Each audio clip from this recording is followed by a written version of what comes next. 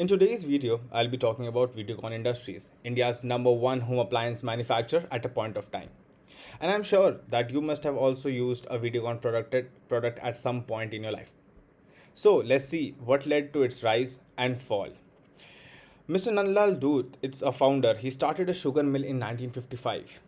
Post that, they opened a company known as Adhikam Tradings, which was a paper roll manufacturer. 2 years later, they got the license to manufacture color televisions, so they renamed the company to Videocon.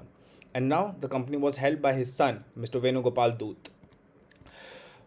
Post that, Videocon entered the home appliance market and manufacturing washing machines, home stereos, refrigerators, air conditioners, and even industrial motors. Home appliance sector made a lot of revenue for Videocon. At that time, the Videocon revenue distribution, they minted 78% of the revenue from the home appliances. Videocon planned to expand their business apart from home appliances, so they started investing in the oil and gas sector. And in 96, the crude oil prices were hitting an exponential high at that time. Since oil and gas is a capital intensive sector, and to sustain it, Videocon started taking loan from the banks and pushing all the money into the oil and gas sector. At one time, its chairman Venugopal Dutt said, Videocon is no more a home appliance manufacturer company, it's an oil and gas company. Because at that time, 80% of Videocon's revenue was coming from oil and gas sector. And together, oil and gas and home appliance sector were the two main reasons for Videocon's success.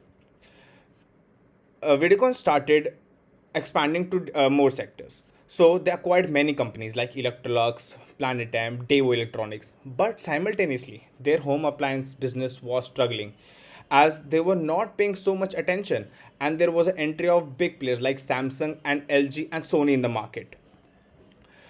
They started expanding aggressively in different sectors, be it retail, D2H, semiconductors, power, insurance and finance, glass manufacturing, and telecom, in which D2H and telecom were their prominent and money minting sectors. To sustain their business expansion, they were continuously taking heavy loans from the banks. In 2012, when the telecom sector of Videocon was booming, it was hit by a shock when Supreme Court cancelled all the telecom licenses which were issued at the time of 2G scam in 2007. The return which Videocon had expected shattered down to zero.